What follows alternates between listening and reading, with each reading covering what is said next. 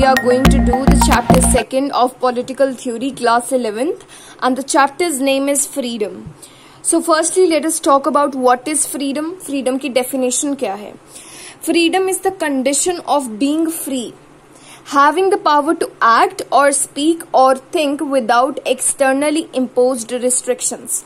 मतलब हमारे ऊपर कोई भी पाबंदी नहीं है कि हम क्या कर सकते हैं, हम क्या बोल सकते हैं और हम क्या सोच सकते हैं. इन तीनों चीजों पे we are very much free.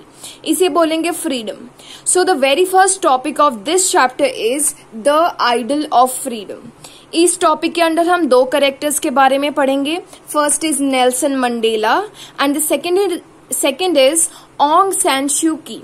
इन दोनों कैरेक्टर्स ने अपनी अपनी बुक लिखी है. We will talk about that, right. जो नेल्सन मंडेला हैं वो एक टाइम पर साउथ अफ्रीका के प्रेसिडेंट रह चुके हैं. और ये जो साउथ अफ्रीका है वहां पे एक सिस्टम था जिसे बोलते हैं अपार्थाइड. इसमें क्या था कि जो नॉन वाइट्स थे, मतलब ब्लैक लोग थे, उनके साथ बहुत सी डिस्क्रिमिनेशन की जाती थी. फॉर एन एग्जाम्पल, जो पुलिस है उनके साथ बिल्कुल अच्छे से ट्रीट नहीं करती थी नॉन वाइट लोगों के साथ. ठीक है, इन नॉन वाइट लोगों के पास कोई भी चॉइस नहीं थी कि वो किसके साथ जो है मैरिज कर सकते हैं. दे वर नॉट फ्री. ठीक है, इनकी बहुत सी इंसल्ट करी जाती थी बाय वाइट्स. उसके बाद ये एक ही जगह पे इन्हें क्या है कि बाउंड्री बना दी गई कि आप इससे बाहर नहीं निकल सकते इस रीजन से. ठीक है, इनका क्या है, वाइट्स और नॉन वाइट्स को अलग अलग कर दिया और नॉन वाइट्स को एक ही जगह पे बंद करके रख दिया कि you can not move from this place. ठीक है, तो जो नेल्सन मंडेला है उन्होंने बुक लिखी है लॉन्ग वॉक टू फ्रीडम. ठीक है, इस बुक के अंदर उन्होंने पर्सनल एक्सपीरियंस बताया कि कैसे उन्होंने अपार्थाइड से फाइट किया.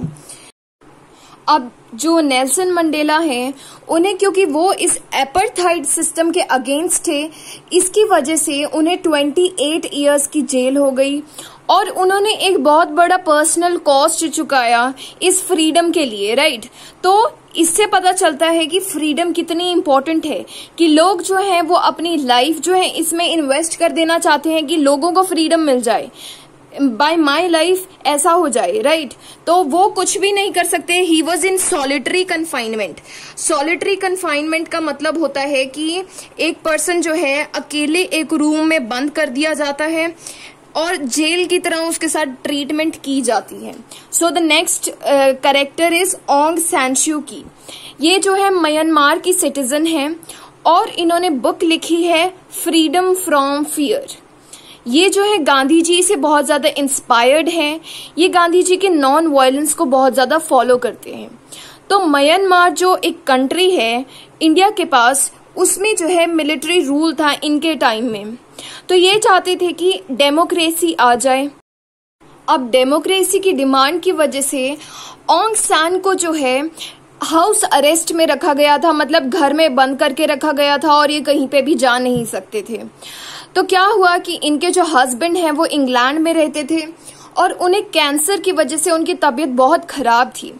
तो इन्होंने जब डिमांड की कि she wants to go to England to meet her husband, तो जो ये मिलिट्री रूल है इसने कहा कि आप जा सकते हैं इंग्लैंड बट आप वापस म्यांमार में नहीं आ सकते. तो इसकी वजह से जो ऑंग सैन सू की हैं उन्होंने मना कर दिया कि मैं अपनी कंट्री को ये डेमोक्रेसी जो है वो दिलवा के रहूंगी. मैं अपने फैमिली के लिए पूरे अपने सिटीजन की जो डिमांड है उसे मैं गिव अप नहीं कर सकती. तो इन्होंने जो बुक लिखी है फ्रीडम फ्रॉम फियर, इस बुक के अंदर बताया है कि एक कोई भी पर्सन जो है वो एक डिग्निफाइड लाइफ कब जी सकता है, जब वो इस फियर से, किसी भी चीज की फियर से वो जो है फ्री हो जाए. अगर वो कुछ करना चाहता है तो वो दूसरों की बातों में आकर खुद को, अपने आप को डिप्रेस ना करे, कि वो अपना काम करे. He must be free from this fear. So a person must be fearless. Community क्या कहती है, डजंट मैटर. तो उन्होंने ये बात बताई. तो ये दोनों जो कैरेक्टर्स हैं इन्होंने बताया कि how much freedom is important. इन्होंने अपनी लाइफ के बहुत ज्यादा इम्पोर्टेंट चीजें जो हैं वो गिव अप कर दी, पर फ्रीडम के लिए ये लड़ते रहे. So under this we talked about the apartheid system in which the Nelson Mandela lived and Aung San Suu Kyi जो है मिलिट्री रूल के अंडर हाउस अरेस्ट में रहे थे. Now let us move to the next topic, that is what is freedom. Freedom की definition अभी हम देख चुके हैं। तो एक्चुअल में लोग कहते हैं कि जब हमारे ऊपर कोई रिस्ट्रिक्शन, कोई पाबंदी नहीं होगी, वो फ्रीडम होगी। ठीक है, और फ्रीडम क्या होगा कि एक कंडीशन है हमारी सोसाइटी के अंदर कि हम जो अपनी डेवलपमेंट, अपने पोटेंशियल की डेवलपमेंट जो है वो कर सके, ऐसी हमारे पास कंडीशन होनी चाहिए, उसे हम फ्रीडम बोलेंगे। But for an example, so let us take an imaginary situation.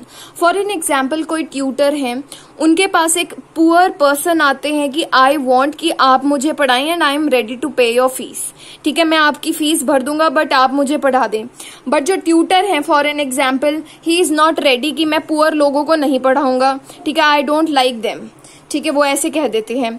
तो अब क्या है कि वो कह रहे हैं कि मेरे पास ये फ्रीडम है, मैं फ्री हूं कि मैं किसे पढ़ाऊं, किसे ना पढ़ाऊं।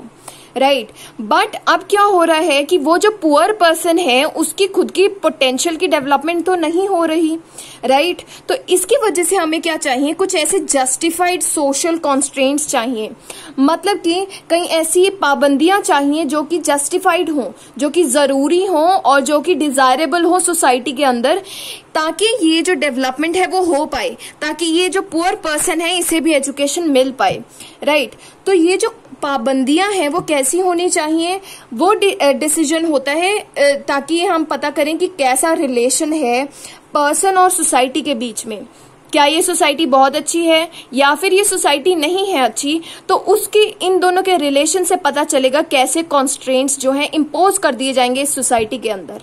राइट, तो अब फ्रीडम की जो डेफिनेशन है वो चेंज हो जाती है फ्रॉम एब्सेंस ऑफ रिस्ट्रिक्शंस से मिनिमाइजिंग द रिस्ट्रिक्शंस। मतलब कि ये रिस्ट्रिक्शंस बहुत इंपॉर्टेंट है, बिल्कुल हटा देने से सभी की डेवलपमेंट नहीं हो पाएगी। इसकी वजह से हमें ये जो रिस्ट्रिक्शंस हैं लगानी तो पड़ेंगी पर बहुत कम लगानी पड़ेगी, तो उसे फ्रीडम बोला जाएगा। राइट, तो हम बात करेंगे कि क्या एक फ्री सोसाइटी क्या होती है। एक फ्री सोसाइटी वो सोसाइटी है जहां पे सभी की डेवलपमेंट हो रही है और जहां पे बिल्कुल कम से कम रिस्ट्रिक्शंस लगाए हैं ताकि लोगों की डेवलपमेंट हो पाए। तो कोई भी पर्सन जो है उसके पास फ्रीडम होनी चाहिए कि वो खुद की चॉइसेस ले पाए कि मैं ये चीज करना चाहता हूं और ये नहीं करना चाहता, या फिर उसकी खुद की जजमेंट हो कि ये चीज सही है। आई कैन से कि मेरे पास फ्रीडम है बोलने की कि ये चीज सही है और ये चीज गलत है। इन दोनों चीजों से पता चलता है कि एक पर्सन जो है फ्रीली डेवलप हो पाएगा। So under this topic we talked about कि फ्रीडम एक्चुअल में एब्सेंस ऑफ रिस्ट्रिक्शंस नहीं है बट मिनिमाइजिंग द रिस्ट्रिक्शंस है। Moving to the next topic that is Swaraj.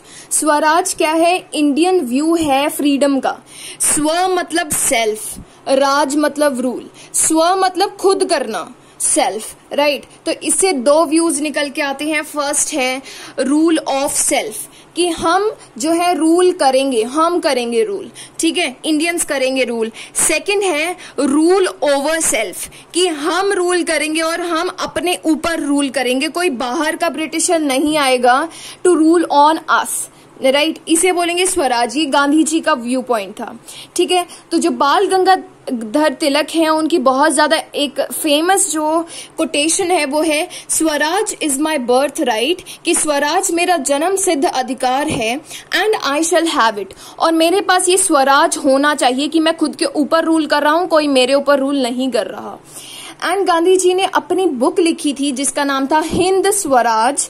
उसमें उन्होंने बोला कि it is Swaraj when we learn to rule ourselves, कि स्वराज कब आएगा, जब हम खुद को जो है रूल करने की हमारे अंदर कैपेसिटी आ जाएगी, कैपेबिलिटी आ जाएगी। तो ये जो हिंद स्वराज बुक है वो गांधी जी ने 1909 के अंदर लिखी थी। 1947 से पहले ब्रिटिशर्स का रूल था। इसकी वजह से जो स्वराज है वो एक पॉलिटिकल डिमांड बन गई थी सभी लोगों की, सभी इंडियंस की। राइट, तो गांधी जी ने बताया जब ये स्वराज आ जाएगा इसके बाद बहुत सी डेवलपमेंट्स होंगी जो कि इंडियंस को हेल्प करेंगी ताकि वो अपने पोटेंशियल को जो है इंक्रीज कर पाए। Right, so let us move to the next topic that is sources of constraints. मतलब कि पाबंदियां होनी चाहिए, हमने ये पढ़ लिया, क्यों होनी चाहिए वो भी पढ़ लिया। अब ये कहां से आएंगी ये पाबंदियां। अब किसी भी क्वेश्चन में you can use the flow charts की आपके पास सोर्सेज ऑफ कंस्ट्रेंट्स 3 है, ऐसे एरोज बना के with the help of pencil, तो आपका जो आंसर है उसका एक स्टैंडर्ड बहुत अच्छा हो जाता है। सो लेट अस डिस्कस कि सोर्सेज क्या हैं कि हमारी फ्रीडम के ऊपर कुछ पाबंदियां लग जाएंगी इन चीजों से। फर्स्ट है एक्सटर्नल कंट्रोल, जैसे ब्रिटिशर्स आए थे इंडिया के अंदर, उन्होंने हमारी फ्रीडम छीन ली थी, तो उसी तरीके से एक्सटर्नल कंट्रोल, उन लोगों के पास जो है एक आर्मी होगी, एक फोर्स होगा, तभी जो है एक कंट्री के लोग उनकी ये जो रिस्ट्रिक्शंस है उन्हें फॉलो करेंगे, राइट। तो एक्सटर्नल कंट्रोल जैसे कि कॉलोनियल पीरियड में हुआ था, मतलब जब ब्रिटिशर्स आए थे, और जो साउथ अफ्रीका के बारे में अभी हमने पढ़ा है, एपार्थाइड सिस्टम के अगेंस्ट जो अंडर भी ये एक्सटर्नल कंट्रोल की वजह से उनकी फ्रीडम के ऊपर बहुत बड़ा थ्रेट आया था, बहुत बड़ा खतरा आया था, ठीक है। इसकी वजह से हमें पता चलता है डेमोक्रेसी बहुत ज्यादा इंपॉर्टेंट है, क्योंकि इसके अंडर हमारी फ्रीडम जो है वो बिल्कुल प्रोटेक्टेड है, प्रिजर्व्ड है। सेकेंड चीज है सोशल इनइक्वालिटी। अब कोई भी पर्सन जो है उसे सोसाइटी जो है अपनी इक्वल जो है नहीं रखती, तो तब भी उसकी फ्रीडम पे खतरा आ जाता है। अब थर्ड चीज है इकोनॉमिक इनइक्वालिटी, मतलब कि किसी भी पर्सन, हमारी सोसाइटी में जब बहुत ज्यादा डिफरेंस आ गया कि पुअर लोग बहुत ज्यादा पुअर हो रहे हैं और रिच लोग बहुत ज्यादा रिच हो रहे हैं, तो पुअर लोग जो हैं उन्हें फ्रीडम मिलना बहुत मुश्किल हो जाएगा, क्योंकि उनके पास जो है मनी का सोर्स बहुत ज्यादा कम होगा, ठीक है। तो इस चीज के अंडर हमें पता चलता है जो सुभाष चंद्र बोस थे उन्होंने बताया कि फ्रीडम एक्चुअल में होती क्या है। फ्रीडम क्या होगी जब हमारे पास कोई भी पॉलिटिकल बॉन्डेज नहीं होगी, मतलब कि एक्सटर्नल कंट्रोल नहीं होगा, और हमारी डेमोक्रेसी के अंडर भी जो है जो लीडर्स हैं वो हमारी फ्रीडम को नहीं छीन रहे। Than equal distribution of wealth, मतलब कि हमारी इकोनॉमिक इनइक्वालिटी खत्म हो जाए तब फ्रीडम मिलेगी। नो कास्ट बैरियर्स, मतलब कि जब ये सोशल इनइक्वालिटी खत्म हो जाए। नो कॉम्युनलिज्म, मतलब कि रिलीजन के बेसिस पे किसी भी कंट्री के अंदर कॉन्फ्लिक्ट्स ना क्रिएट हो, तो हमारे पास होगी फ्रीडम। नेक्स्ट चीज है नो रिलीजियस इनटॉलरेंस। इनटॉलरेंस का मतलब है एक पर्सन जो कि अलग रिलीजन का है और दूसरे पर्सन के रिलीजन को जो है उसके बिलीफ्स को बिल्कुल भी मानता नहीं है, उसे बोलेंगे रिलीजियस इनटॉलरेंस। जब ये सब कुछ खत्म हो जाएगा तब हमें फ्रीडम मिलेगी। Now the next topic is why do we need constraints. हमारी इंडियन सोसाइटी के अंदर बहुत से लोग हैं जिनकी डिफरेंट टाइप ऑफ व्यूज हैं, डिफरेंट टाइप ऑफ ओपिनियंस हैं, आइडियाज अलग अलग हैं, ठीक है। तो इस टॉपिक को समझने के लिए let us take an example.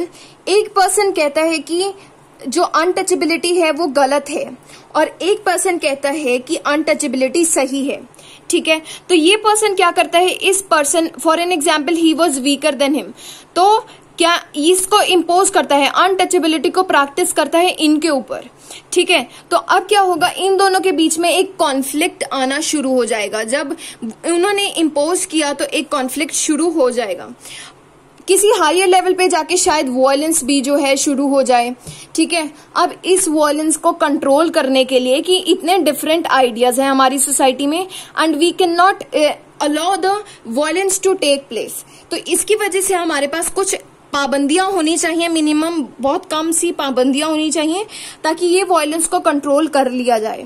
तो वो कैसे होंगी, ये पाबंदियां कैसी लगाई जाएंगी, वो लॉज बनाए जाएंगे। For an example abolition of untouchability की गई है अंडर द आर्टिकल 17, राइट। तो ये जो लॉज हैं वो क्या होते हैं, लीगल पॉलिटिकल रिस्ट्रेंट्स, मतलब लोगों के ऊपर लीगली ये जो है एक कॉन्स्ट्रेंट इम्पोज कर दिया जाएगा कि you can not practice the untouchability. अब जब ये गलत चीज को जो है सपोर्ट कर रहे थे तो अब ये नहीं कर पाएंगे क्योंकि आर्टिकल 17 के अंडर इन्हें बता दिया गया है। अब क्या होगा कि ये जो वॉयलेंस है वो खत्म होनी शुरू हो जाएगी। सो आई होप कि आपको इस वीडियो से बहुत हेल्प मिली हो। अगर आपको ये वीडियो अच्छी लगी है तो आप अपने फ्रेंड्स का भी सपोर्ट कर सकते हैं by sharing this video. Thank you.